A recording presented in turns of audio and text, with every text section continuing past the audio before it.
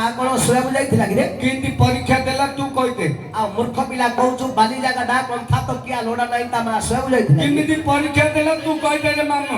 ଏ କହ କହ। ଓ ହଁ ଆଙ୍କ ମା କଣ କଲେ? ଜପା ମାଳ ଧରି ହଁ ଯମୁନା ନଦୀରେ ପହଞ୍ଚିଲେ। ହଁ ସ୍ନାନ ଶୌଚ ସାରିଲେ। ଗାତ ପାତ ହେଇଗଲା। ନଦୀ କୂଳରେ ଛିଡା ହେଲେ। ହଁ ଦେଖିଲେ ପୂର୍ବ ଦିଗରେ ସୂର୍ଯ୍ୟୋଦୟ ହଉଛନ୍ତି। ଠିକ ଏମିତି ଟାଇମିଂଟା। ଜପା ମାଳା ଧରି ଦେବହୂତି ମନ୍ତ୍ର ପାଠ କରି ସୂର୍ଯ୍ୟଙ୍କୁ ସ୍ମରଣ କରିଦେଲେ। ଏଇ ଏଲୋ ଋଷିରାଜ କଣ ନଥା ହବ? ଆଗଠୁ ଅଛି। ସାଙ୍ଗେ ସାଙ୍ଗେ ସୂର୍ଯ୍ୟ ଆସି ପହଞ୍ଚି ଗଲେ ଆଙ୍କ ମାଙ୍କ ପାଖରେ। ମୋହନ ମାଝି ଏରୋପ୍ଲେନ ଆଇଲା ଆଇଲା ହଁ। ସପ୍ତ ସବାନରେ ସୂର୍ଯ୍ୟ ଆଇଲା ମା ପାଖରେ ଠିଆ ହେଇ ପଡିଲା। ଆଙ୍କ ମା ଛାନିଆ ହେଇଗଲା। ହବନି ଏଡ଼ିକି ପିଲାକୁ ଏଡ ବଡ ଲୋକ ତୋ ମାକୁ 7 ବର୍ଷ ସୂର୍ଯ୍ୟ କେଡ ବଡ ଲୋକ ତୋ ମା ପାଖକୁ ପଳେଇ ଆଇଲା।